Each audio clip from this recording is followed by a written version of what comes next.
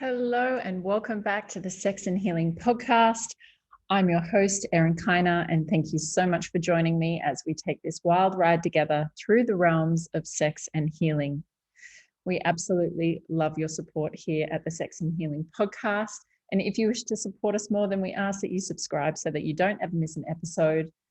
You can leave a 5-star written review wherever you're listening to this podcast. And if there's something in each episode that really brings to mind someone in your world that would benefit, we would love if you were to share an episode. We also have the ability for you guys to donate to the ongoing costs of running this podcast. And of course, that's not at all expected or required, but any kind of donation or tip, even the smallest amount, is extremely appreciated. And you can do so with the links in the bio, in the show notes, or at paypal.me/sex and healing.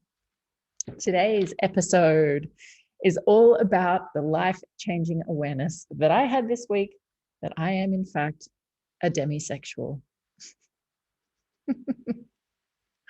And you know I don't like labels. If you've listened to a previous episode of mine, Bi, Poly, Sub, and In Love, then you would hear me have quite the rant about the fact that I don't like labels. And yet I absolutely understand their value and their benefit. So I came across a meme earlier, maybe a week prior to this awareness, about being demisexual.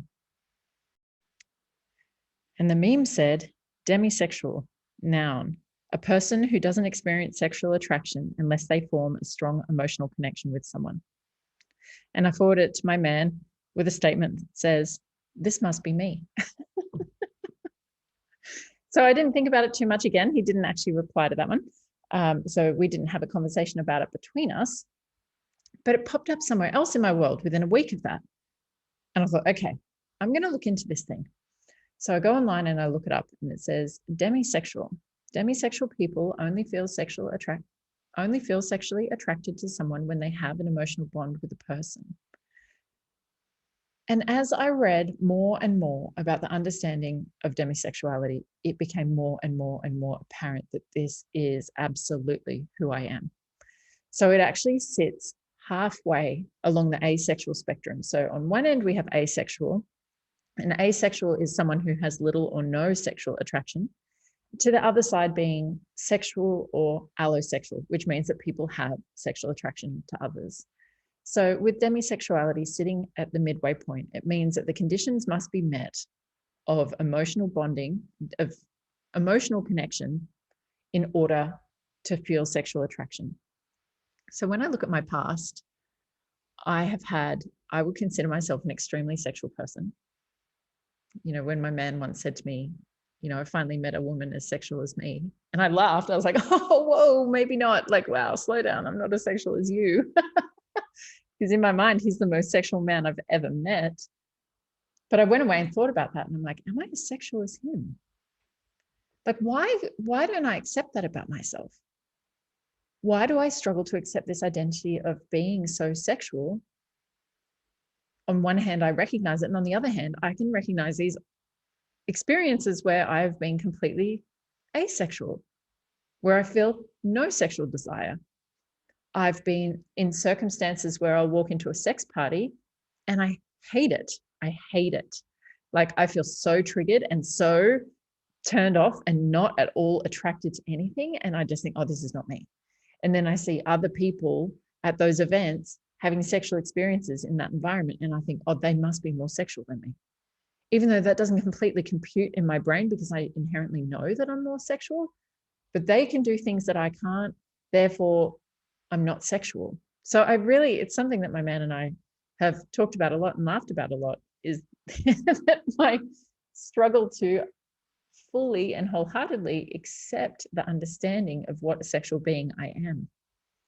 But now understanding demisexuality makes me completely see with such clarity that without the emotional bond that I need, then I'm asexual. I'm not sexually attracted.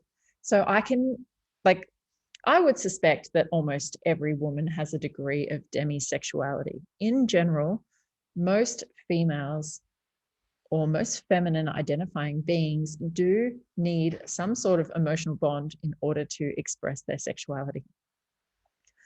But I think really the distinction with demisexuality is the lack of sexual attraction without it. Now, I've definitely had casual encounters. Like, I went through a phase where I was having so much casual sex and with lots of different partners. And so when I reflect on that little window in my life where I was in that mode, I still had an emotional bond with those people. I was still choosing people where I felt some sort of emotional connection or chemistry. And I would now, in hindsight, find a way to wiggle into a heart space with them. It was always, me sharing about my heart or talking emotionally on a date. And then if that person's unable to respond on the emotional plane, then there's absolutely no chance that I'm interested in them.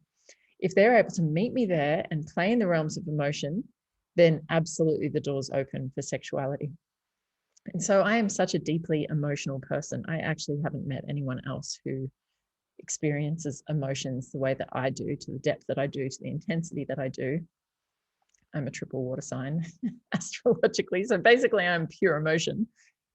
And now finally I've met my match. I've met a man whose heart is as deep as mine, whose love is as deep as mine, whose emotional spectrum is as wide as mine. He doesn't operate from an emotional space, but he loves being there. And he knows how to be there with me. And he knows, and he said it to me a long time ago, actually, you need your sexuality delivered on deep emotion. So with his sexual, he wouldn't call himself a healer necessarily or identify himself as a healer, but he absolutely knows that he transforms women sexually. He said to me once, I just love to work out what is it that this woman needs? How do I crack the code? So feminine sexuality is obviously so complex. And so he, being such an intuitive and masterful person, helps women understand themselves and what they need to connect the dots to experience the fullness of their sexuality. And so he knew this about me without ever having a framework or a word for it, but he knew that I needed that deep emotionality. And when you bring that emotionality to my sexuality, then I am the most sexual woman he's ever been with, that I am as sexual as he is. The beautiful thing about being with him and sharing my sexuality with him is that he is like the key that unlocks me, that I get to take with me into all of my sexual experiences I share with him. So any fantasies that I have, any sex parties that we go to, with his presence and the emotional bond that we share, that means that my sexuality is unlocked and I get to experience all these things. So I will be fulfilling every single fantasy I've ever had in my entire life, and even things that I didn't even know that I wanted, thanks to this incredible, deep emotional connection. And he loves my emotions, and he loves when I cry. He loves being in the presence of the purity of my emotion. He loves feeling the waves of love that just radiate out of me for him and for life. And he's not afraid of emotionality. And I think in many relationships where the emotional connection dissipates over time, the peak of the emotional connection happens early in the relationship. He and I were reflecting on this when he was talking about some friends that he's had, couples that he's had that, they've been together for decades. The emotional connection never returns to what it was. So in these circumstances, if someone needs emotionality for their sexuality, then often it is also that the sexuality dissipates in these relationships because the emotional bond deteriorates, because people get comfortable, they get in a little, habit as a couple, and then they just exist together. So lucky for me, I have found a man with deep emotionality and very high emotional intelligence who is able to provide that depth of emotional connection that allows me to experience the fullness of my own sexuality. And in some ways, it does make me feel fearful and attached to him because he's my key. I'm like, you can't unlock me like this and then leave me. You can never leave me. Because once you understand yourself as a sexual woman like this, once you have these kind of sexual experiences and this kind of sexual fulfillment, It would be very, very, very hard to go back in the world and not have it again. And I say this a lot. I don't want to get in some story that I've got to be without it, because I know life keeps getting better and better. And I intend that this is going to be a very, very stable, long-lasting, sustainable, robust relationship for us. But it's an absolute fucking gift, and I don't want to lose it. And so you might have heard me talk in earlier episodes about my FetLife profile and how FetLife is like a social media, a social networking for people with fetishes. It's a closed, private network. And in there, you have to identify yourself. You have to choose a label. And there's so many things that you can be in. You can be submissive, you can be dominant, you can be switch, you can be princess, you can be a doll, you can be a puppy. And I really struggled to identify myself because I'm just hard to identify. Like, you know, I was having a conversation with another woman this week, and it was an amazing chemistry that we had. And my man said, "Oh, did you tell her that you're poly?" And at first I felt like, oh, no, why?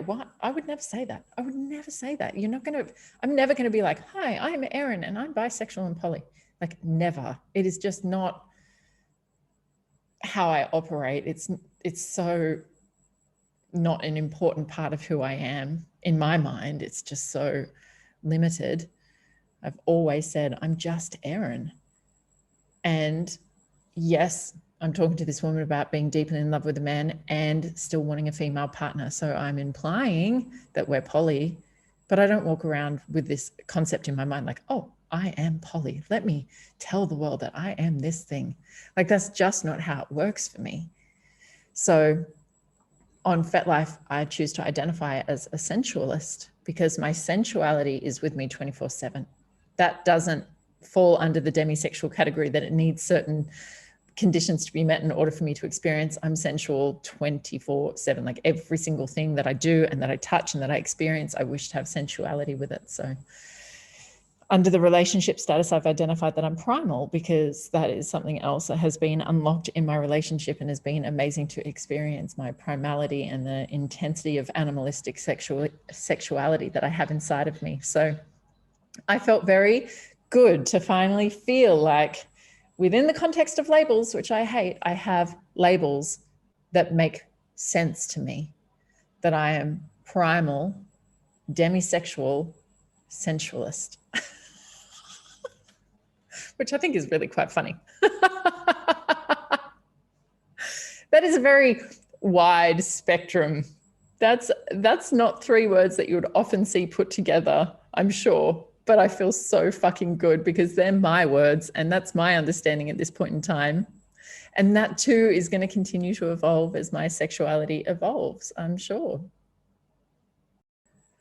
So the thing about demisexuality is it's not actually a sexual orientation. It doesn't tell you who you're going to be attracted to. So it doesn't replace the idea that I'm bisexual, or it doesn't replace the idea that someone's heterosexual. It's an identity that underneath that lies your sexual orientation. So my sexual orientation, I still don't like calling myself bisexual. That's never felt right. I called myself a lesbian for 12 years, and that kind of felt like I identify as a lesbian because I've chosen to spend my life with a woman. But that too, on some level, didn't feel right. And then there's pansexuality, which is the attraction to all genders, which technically, I'm pansexual, because once this demisexual need is met, then I am attracted to all genders and all sex acts. And like, there's basically nothing that my man and I won't do. Like, everything becomes erotic to us. There's nothing that's excluded, which is also a little strange that I don't completely understand this in others. Like, I don't get it. Why do you not think that's hot? That's so hot. But, you know, walking into that sex club without having my emotional needs met, I don't think that's hot. I feel a level of revolt, actually. Like, I feel so turned off. People have told me stories of things that they've done that used to turn me off so much. And on the inside, I was like, oh my God, please don't tell me, oh my God, I don't want to hear this. But I don't want to be judgmental and I don't want to judge or shame anyone. And so I listen objectively, but I know on the inside, I'm kind of feeling uncomfortable with it. Now, having understood myself as a demisexual, I'm like, oh, I don't need to judge that at all. My level of sexual attraction to that has got nothing to do with it. I can see this very clear framework of why it doesn't make sense to me now, which just brings me so much peace. Like, I can't even explain to you, when this awareness was dropping in, it felt like something coming in energetically, like from above, clicking into my energy field that just made everything make sense.